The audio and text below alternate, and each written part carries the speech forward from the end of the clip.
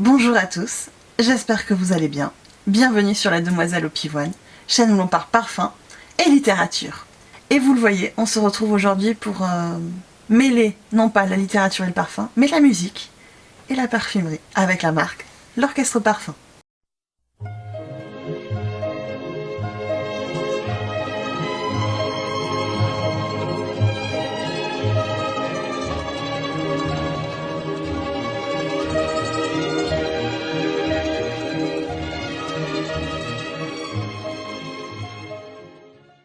Alors, l'Orchestre Parfum, je pense que si vous me suivez sur Instagram, d'ailleurs, suivez-moi sur Instagram si jamais, je vous ai beaucoup parlé de cette marque. Je vous en ai également parlé dans 3 dernières vidéos, celle où je vous ai fait la revue du concept sommelier du parfum.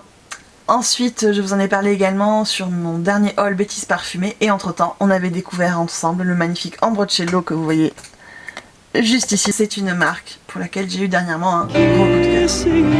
C'est rare, je trouve, quand même, d'avoir un coup de cœur comme ça pour une maison, mais quand ça arrive, on en est tellement heureux. Mais c'est aussi très dangereux, vous voyez. Voilà, c'est mes bêtises parfumées, vous êtes habitués. Alors, l'Orchestre Parfum, pour vous présenter un petit peu la maison, déjà, on va commencer par le plus évident, le flacon. Donc vous voyez, on a un flacon très joli qui a un effet de jeu de lumière, en fait, comme ceci. Très joli. Personnellement, j'avais jamais vu de flacon qui jouait ainsi sur la lumière et j'aime beaucoup. C'est une maison en fait qui vraiment a son concept tourné entre l'alchimie, la magie qui peut se passer entre d'un côté la musique et de l'autre la parfumerie. Je pense qu'on pourrait avoir un peu la même alchimie avec la peinture, vous voyez, parce que souvent quand on sent des parfums, on a des images qui nous viennent. Moi je vous fais souvent le lien aussi avec la littérature, parce que c'est ma petite touche, mais les deux passions qui m'animent. Une maison qui a été créée par Pierre Guggen. Il se décrit comme parfumeur et musicien en fait. Les deux doivent être intrinsèquement liés pour lui. Volonté de faire créer des émotions, notamment liées aux instruments. On a vous voyez le rose trombone qui fait justement référence à l'aspect métallique de l'instrument. Mais là où en fait où la maison se démarque vraiment, c'est que chaque parfum a sa composition musicale qui a été créée et qui vous emmène en voyage. Quand vous sentez le parfum, vous écoutez la composition et c'est toute une expérience en fait. Je trouve que c'est très intéressant. Je vous invite à faire cette découverte, c'est très original.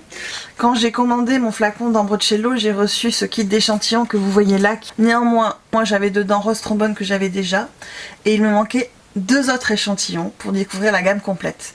Donc j'ai profité d'une commande sur Sommelier du Parfum. Je vous invite à aller voir ma vidéo sur le concept pour savoir ce dont il s'agit, afin de commander 2 autres les échantillons manquants. Voilà, donc j'ai largement eu le temps de les tester et de craquer pour 2 autres flacons comme vous voyez ici, Piano Santal et Flamenco Neroli, qui m'ont rejoint assez récemment. Trêve de blabla, je vous propose qu'on commence de suite. Le premier que vous voyez juste ici, donc ce flacon, auquel j'ai déjà fait mal, hein, c'est un peu mon parfum de cet été. Je vous ai pas mis dans mon top parfum d'été parce que je ne l'avais pas encore à ce moment-là, tout simplement. Flamenco Neroli, j'avais déjà été intriguée par lui parce que Clémence Fragrance en parle très souvent. À la vaporisation, on est vraiment dans une fleur d'oranger dans son accent Neroli en fait. Donc ce côté Neroli qui est très frais, très citronné, presque blanc et pur quelque part. Je trouvais à l'aveugle que c'était vraiment un parfum lumineux, joyeux, pétillant, plein de clarté, et qui à l'évolution évolue vers un bouquet de fleurs blanches, virginales, avec toujours ce Neroli qui l'emportait en fait, qui dominait le tout. Néanmoins, il faut noter que ce Neroli est relevé par les zestes des agrumes, mais également par le gingembre. Ce gingembre frais qui va lui amener presque un petit côté thé au parfum qui est délicieux, vraiment. C'est un parfum que je trouve assez peu évolutif dans l'ensemble, mais qui est néanmoins rassurant, réconfortant. Il a cet aspect odeur de bébé que l'on aime tous, mais qui est loin d'être ici infantile. C'est vraiment une version plus adulte, j'ai envie de dire. Peut-être le côté boisé du cèdre en fait qui va amener plus de densité, de profondeur au parfum. Il n'en reste pas moins marqué par sa luminosité à mon sens. Quand je l'ai découvert, je me suis dit que ça serait vraiment ma senteur de l'été, et effectivement ça l'a été. C'est un parfum qui a été créé par Anne-Sophie Béagel. Je la connais parce qu'il me semble que c'est elle qui a fait Rose Trombone avec Amélie Bourgeois. Mais également en fait elle a fait le fameux Majestic Gardin dans la marque Alexandre J que j'aimerais beaucoup découvrir, Pour les amateurs du genre, elle a également fait Celle d'argent chez BDK.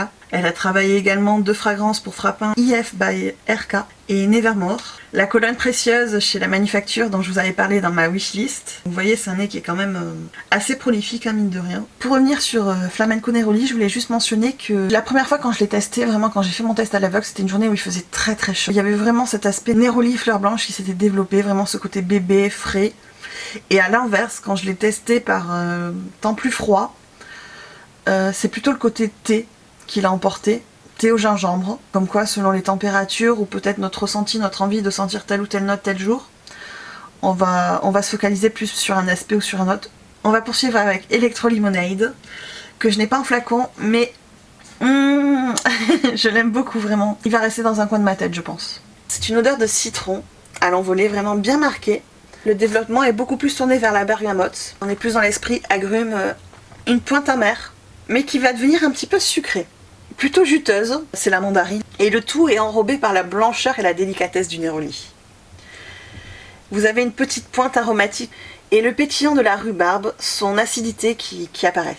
J'adore. Dans l'évolution, le parfum va devenir vraiment acidulé, c'est le mot je trouve qui le caractérise le mieux. En ayant cette fraîcheur savonneuse qui reste pétillante et lumineuse, rafraîchissante au final. Je voulais juste vous préciser qu'au premier test, l'évolution citronnée m'avait évoqué une tarte au citron. Sa fraîcheur, son acidité, avec cette petite pointe sucrée. Mais c'est quelque chose que je n'ai pas retrouvé par la suite. Une fois que donc j'ai regardé la pyramide olfactive, mon imaginaire en fait est parti sur cette idée de tarte au citron. Peut-être c'est encore une fois une question de température, peut-être avais-je envie de tarte au citron à ce moment-là, allez savoir. Mais voilà, je voulais tout de même vous le mentionner parce que peut-être vous auriez également ce ressenti au test. Et c'est un parfum qui a été créé par Nathalie Feist-Auer. C'est le seul parfum qu'elle a créé pour l'orchestre parfum. Elle a créé la dernière création de Maison Crivelli dont on entend pas mal parler, le Lys Solaberg. Elle est aussi à l'origine de plusieurs parfums d'État Libre Orange, notamment La Putain des Palaces. L'Aubel d'Alzaro aussi, voilà, bon, je vais pas vous lister tout ce qu'elle a fait, ça vous pouvez le trouver par vous-même, mais voilà, c'est pour vous situer un petit peu les créations qu'elle a faites. Troisième création que j'ai sentie toujours donc dans ce très joli kit, il s'agit de l'encens Azuka, dont j'attendais énormément de choses, et qui peut-être s'avérait une déception. Mais ça c'est une question de point de vue personnel, et il n'en demeure pas moins intéressant. Dans les premières secondes de l'envolée, il y a une odeur qui était un petit peu verte, et qui m'a fait froncer le nez, véritablement. À la lecture de la pyramide, j'ai compris que c'était la note de cyprès qui ressortait. Cyprès qui est une de mes odeurs d'enfance. Et je pense que là, en fait, ça m'a fait froncer le nez parce que je m'attendais pas du tout à ça. J'ai effectué mon test à l'aveugle et encens, Azuka, moi je suis partie vraiment sur le côté sombre, presque mystique de l'encens. Ici, on n'a pas une conception occidentale. Donc à l'évolution, cet aspect cyprès passe en arrière-plan quelque part. Il est toujours là, il soutient l'encens. C'est un parfum que je trouve intriguant, qui mêle la verdeur résineuse du cyprès, mais également de l'obscurité en fait de l'encens. Il y a tout un oxymore presque qui se traduit en termes de senteur. Quand je l'ai senti la première fois, je me suis dit que je n'avais rien senti de similaire. Ça m'a agréablement surprise. On est vraiment dans un aspect boisé et délicatement fumé, avec une petite pointe, un soupçon de poudre. Effectivement, on est plus dans l'esprit d'un temple japonais que dans une perception occidentale de l'encens, comme je vous le disais. Un temple japonais très verdoyant comme on l'imagine. Et non pas dans une perception de l'encens occidental dans le sens église orthodoxe, voire moyen-orientale. Pour résumer, c'est un encens qui est verdoyant. C'est une création d'Amélie Bourgeois qui a pas mal travaillé avec la maison L'Orchestre Parfum, mais également, pareil, elle a travaillé sur The Majestic Jardin pour Alexandre J, avec Anne-Sophie Béagel, d'autres fragrances de la marque également. Elle est à l'origine du fameux rouge smoking de BDK, dont on n'entend pas mal parler, et elle a fait le rouge assassin chez Jovoy, Paradis perdu pour Frappin, énormément de créations pour l'orchestre parfum, dont on va en reparler, hein, d'Amélie Bourgeois. Également, elle a fait le kit noce de la maison Le Couvent des Minimes, dont je vous ai fait une courte revue sur le parfum Palmarola. Elle a travaillé avec la maison Les Eaux Primordiales, Liquide Imaginaire, etc. Là, je vous ai fait une petite synthèse de ses créations. Nous allons poursuivre avec toujours une création d'Amélie Bourgeois. Vous voyez, on continue notre voyage en transition avec le thé d'Abourka.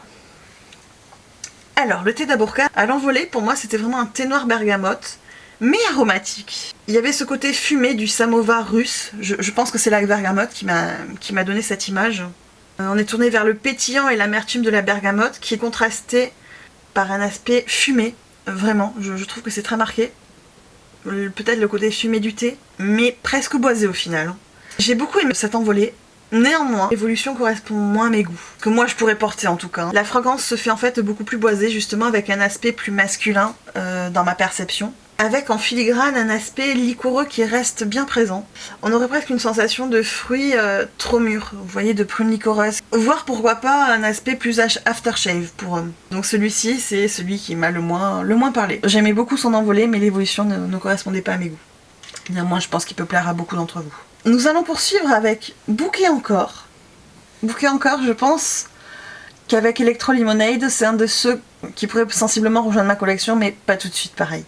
J'ai pas eu le désir de l'acquérir immédiatement, mais il est dans un coin de ma tête, vous voyez. Lors du test, j'ai senti vraiment cet aspect mielé, fruité, rond et chaleureux. J'ai compris à la lecture de la pyramide que c'était la tubéreuse.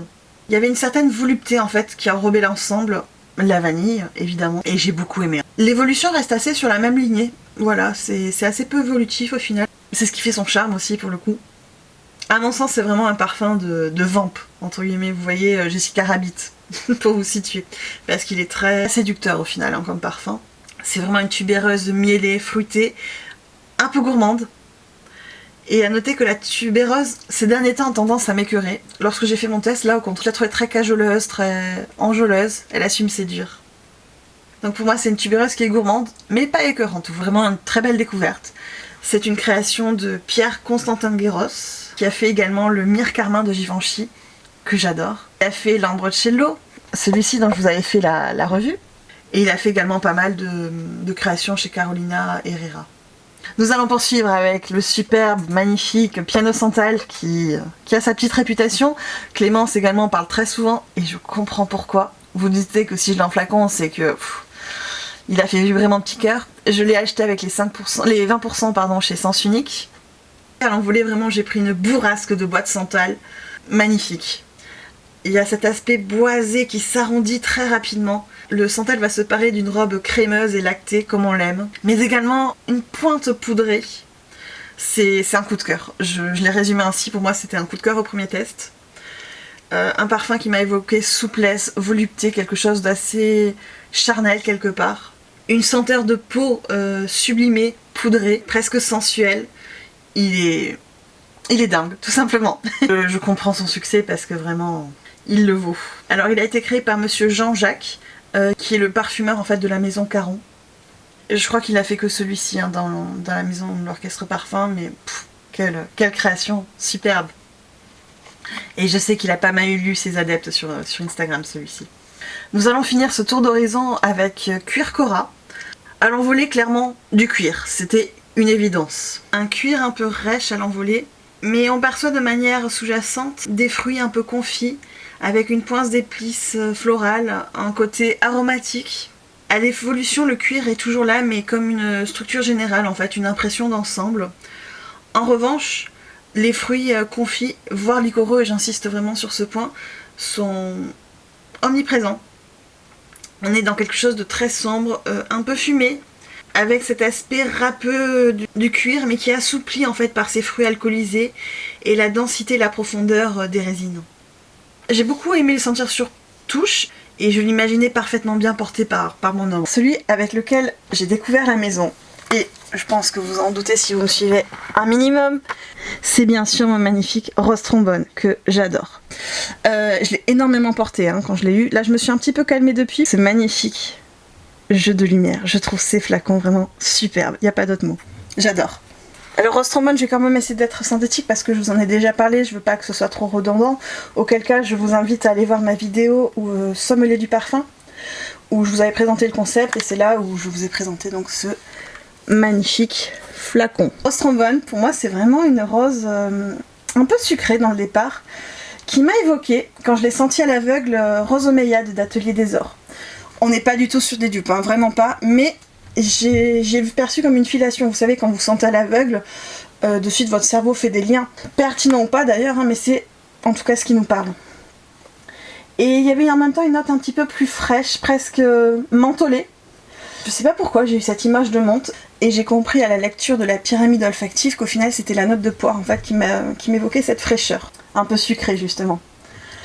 Il y a une légère amertume d'une rose fraîche, on est comme un peu dans l'esprit d'une roseraie bien réaliste.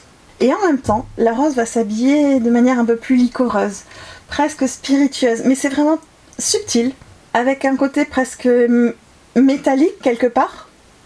Évidemment, c'est la référence à l'instrument, le trombone, qui est voulu par le parfumeur. D'ailleurs, pour anecdote, c'est un parfum qu'ont fait à double nez Anne-Sophie Béagel et Amélie Bourgeois, dont je n'ai cessé de vous parler tout au long de cette vidéo. Je pense que je suis très sensible à leur travail. Et je trouve que en fond, la rose va devenir un peu plus sombre, avec cette empreinte de liqueur qui va se densifier. Et j'adore vraiment le développement. Nous allons clôturer cette vidéo avec Ambrocello, la dernière création de la maison, que j'ai dans son flacon un peu collector. Ça change, mais je crois qu'en fait, finalement, je préfère ce flaconnage classique. Bon, voilà, pour la petite encartade. Ambrocello, je vous en ai vraiment pas mal parlé, je pense. Je crois même que je vous ai un peu saoulé avec. Pour moi, en tête, il y a vraiment ce départ vivifiant et pétillant de la bergamote, qui devient très vite une bergamote un peu fumée. Vous voyez un peu dans l'esprit citron noir, c'est l'image qui me vient, mais façon bergamote. Je pense que c'est l'ambre en fait, enfin plutôt le benjoin même, qui va apporter ce côté encens, dense, profond au parfum. C'est un parfum qui est totalement unisexe. Je pense vraiment qu'il ne plaira pas aux personnes qui aiment les parfums très connotés féminins. Même moi, je vous avoue, là je peux pas le porter, il faut vraiment que ce soit au cœur de l'hiver. Et je pense que c'est là où il sera le plus beau. Néanmoins, malgré ce côté fumé de l'encens, un peu bergamote acidulé au départ, vous allez avoir une vanille noire qui va apparaître. Mais quand on pense vanille, on va de suite penser à dessert. Petit clin d'œil à Diorama et à Iris Factice. Néanmoins, ici, c'est vraiment sans sucre. C'est la vraie gousse, en fait, je trouve très... Vous entendez mon chat, comme d'habitude. Vraiment gousse, qui apparaît, mais de manière très discrète, très sous-jacente, et soutenue par ces notes d'ambre fumée, qui vont rester bien présentes. Je trouve que c'est un parfum vraiment mystique. Je pense que c'est le mot qui lui correspond plus, à mon sens du moins. Et qui reste tout de même assez enveloppant malgré tout, mais surtout marqué par le contraste. Je le trouve très ambivalent, et c'est pour ça que je l'aime, parce qu'il a ce côté à la fois vanille et en même temps fumé, charnel, mystique. J'adore vraiment, c'est une très belle découverte, j'ai hâte de le porter. Et celui-ci, je ne suis pas une grande adepte du layering, mais je me suis demandé clairement si lui ne serait pas mal justement avec combiné avec quelque chose d'un peu plus sucré, pour lui apporter un peu plus de noirceur. Je pense que ça pourrait être pas mal. Si certains sont amateurs du layering et ont un Ambrocello, pourquoi pas, dites-moi si ça peut être une combinaison sympa. Donc voilà, Ambrocello c'est vraiment pour moi un parfum mixte qui est basé sur un côté ambre, baume, vanillé, primitif, quelque chose d'un peu ancestral presque, avec une tenue vraiment pas mal du tout. On en a fini pour cette assez longue vidéo sur la maison L'Orchestre Parfum, qui, vous le voyez, a été un coup de cœur récent. Hein. Je pense qu'il y a assez de témoins pour vous le montrer, et il y en aura peut-être un 5e, voire un 6e. Écoutez, on discute comme d'habitude en commentaire. Je vous invite à me rejoindre également sur Instagram si jamais vous voulez qu'on échange de manière un peu plus fréquente. Donc ce sera avec plaisir que j'échangerai avec vous pour savoir quels sont vos coups de cœur et vos impressions sur ces parfums. Je vous souhaite de passer une très bonne journée parfumée et à très bientôt.